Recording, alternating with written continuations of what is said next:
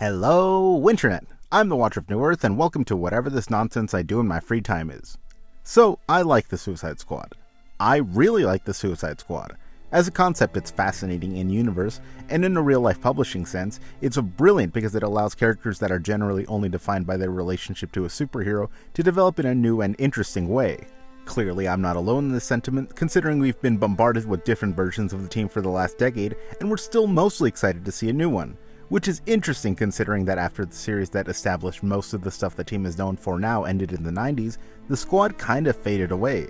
They were still around and made sporadic appearances, but they went almost 20 years in relative obscurity until the New 52 featured the series in their new lineup of comics. So today, let's look at this comic that helped the team get back into the limelight.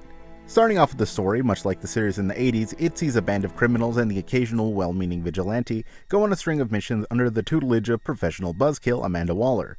Right off the bat, I'll say this book moves at a clip. In a good way. When I first started reading it, it felt like it was a little too fast and wasn't allowing the story to fully develop, which may be a little true, but I think it's that I've been conditioned by modern comics to expect a 6-issue story. While this is kind of that, it feels much more episodic because the mission keeps changing or extending, so it feels more varied even though it's one big narrative.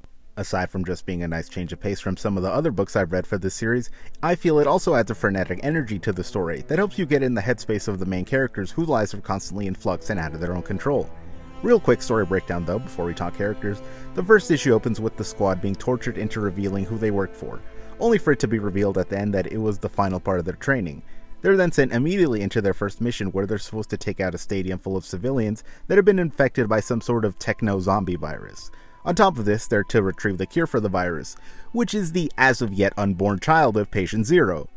It's grim stuff! With that mission over, they're forced to regroup and lay low until they're able to be picked up. Of all the stuff in the book, this part feels the most like wasted potential. With an issue of downtime, you'd hope there would be some character development, or an insight into the character relationships with one another. Instead, we get 2 pages of that, and the rest is a generic action sequence with one of Deadshot's rivals, and a really random scene where Deadshot and Harley hook up. I'll cycle back to that though. When they meet to get picked up, the mission is extended as they're sent to rescue a scientist from a cult so she can help manufacture the cure. When all that's done, they finally head back to the prison, only for Harley to escape and release all the inmates to make a getaway. The final stretch revolves around the squad hunting down Harley in Gotham City as she attempts to reunite with the Joker's detached face. For any of you not in the know, yes, one of the most memorable and controversial moments of the New 52 was that the Joker had his face cut off very early on. We'll get to that down the line. Subscribe if you want to stick around for that. The first trade ends with them subduing her, but I read a little more because honestly, I quite enjoyed this. For those of you who are fans of John Ostrander's run in the 80s, firstly, I made a video on it, you should check it out, but if you are a fan of it, this is not that. That's a good thing though. Whereas Ostrander's run is more slow-paced espionage with action interspersed throughout, this series is much more fast-paced action movie. Whichever one you prefer is your own opinion, but as a modern reboot of the classic, I think it works fairly well. Written by Adam Glass, whose credits include Deadpool and Luke Cage, and various TV work including Supernatural and Criminal Minds, the story does a good job of building suspense and thrills throughout. I have to say my favorite issue is probably the prison break issue. It encapsulates all the best parts of the series in one issue, blending in action with elements of suspense and even horror. It also helps advance character narratives, particularly El Diablo's. Throughout the story, Chato Santana had seemingly reformed his ways, becoming a God-fearing man who was loath to use his powers, choosing instead to be a pacifistic negotiator. This constantly put him at odds with the rest of the team, but particularly drew the ire of Deadshot. Still though, he sticks to his beliefs and refuses to power up unless it's absolutely necessary. However, this changes during the prison riot when he's surrounded by dozens of inmates trying to kill him. He attempts to reason with them, assuring that he could just kill them all if he really wanted to, but instead he hopes that they are able to grow and thrive. When his appeals for peace are ignored, something in him snaps and he chooses to murder them all. From then on, he decides to abandon his pacifist nature and chooses to believe that he is a sort of holy avenger, a spirit of vengeance doing the Lord's work. That's obviously not an improvement, but it is development. Of the second stringers, Diablo is the one who gets the most play and is the only character with any real arc. Which is fine, not every character needs to be constantly changing, especially in an ongoing series like this. The initial team has 2 other inconsequential characters, being Voltaic and Black Spider. Voltaic is not elaborated on any further than being a bad guy with electric powers. He's killed by Deadshot at the end of the second issue with his body acting as a patsy for all the dead in the stadium.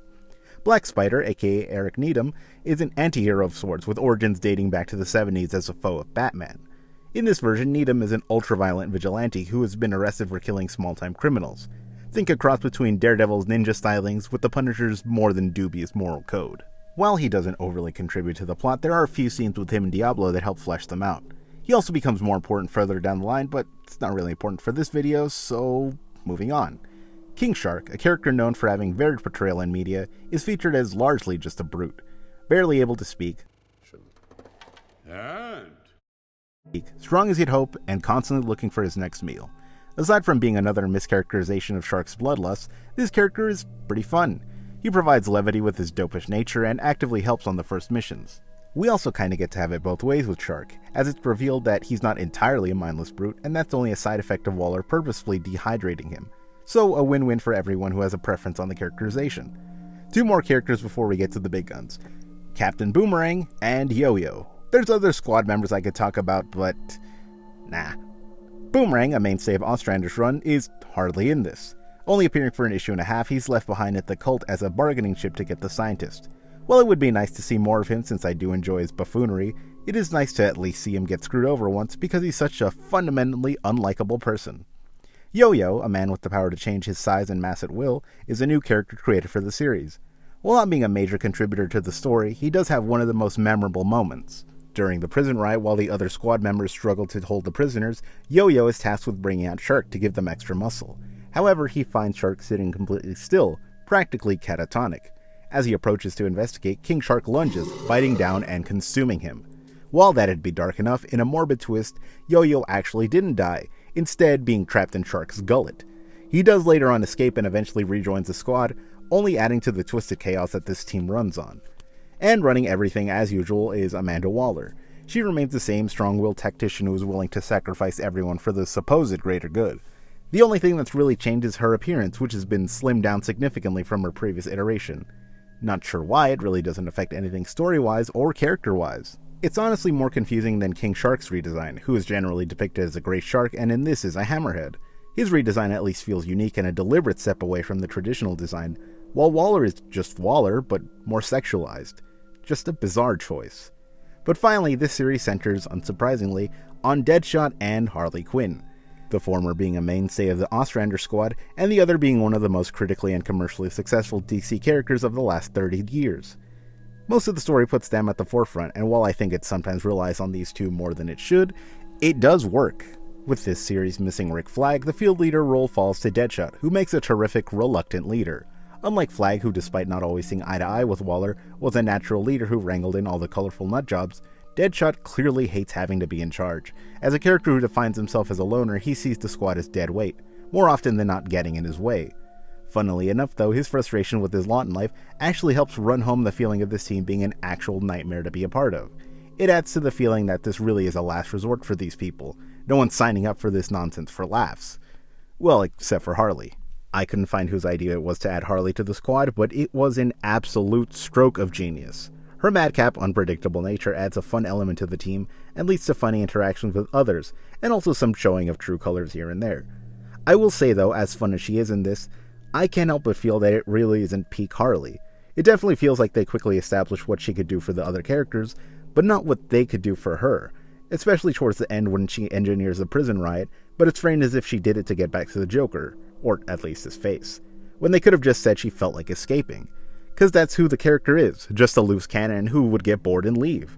To be fair, maybe this is just hindsight talking. Since this comic was published, Harley Quinn has grown and developed so much that her relation to the Joker has really just become a part of her character, as opposed to the defining trait that it used to be. I could be just picking on this cause we've had better stuff since, and I wish we'd had it then. I also think her and Deadshot hooking up in the third issue is ridiculous. While Harley has been sexualized pretty much since the beginning, I've always seen the character as uninterested in those base pleasures, seeming more emotionally starved than wanting physical relations. That's not to say I think she should be an asexual character. I think there are instances where it's been done effectively, either to cement her romantic relationship, or so it can be played as a laugh. However, there have been moments where it feels like they're doing it as fan service with no real rhyme or reason, and this definitely feels more like that. Neither character really grows or changes from the experience, there's no build-up to it, it just happens and it's never acknowledged again. I'm not even against them being an item, but if you want to do it properly is all. Anywho, that's all the story and character stuff I wanted to talk about. So let's move on to the art, which is varied. There are several artists who work on this series, the main being Federico Dell'Occhio, a name that I'm certain I'm butchering. He works on 4 of the first 7 issues, with Cliff Richards handling the 3rd issue, and Clayton Henry doing 6 and 7. There are also a few assistant artists who help out on some of Federico's issues, so in total there's about 5 or 6 different artists working on the book, and it unfortunately shows. While the art is pretty solid all around, being at worst pretty good, it just gives off a feeling of disjointedness that I dislike. As soon as I start settling into an art style, it switches and creates a different feel. Again, in all fairness, none of the art is bad. I do have a preference for certain issues based on the art style, but that's not to say any of it is done poorly. All the issues have great artwork that balances characters and emotional beats with plenty of action. I know I harp a lot on this when I discuss the art, but the action sequences do truly feel kinetic and cinematic in scope. I keep coming back to the prison issue, but I genuinely feel that issue best represents these issues. As good as the writing is, the art carries a lot of the suspense and does a great job preparing the reader for the absolute worst. You can feel the unease in the scene with Shark and Yo-Yo.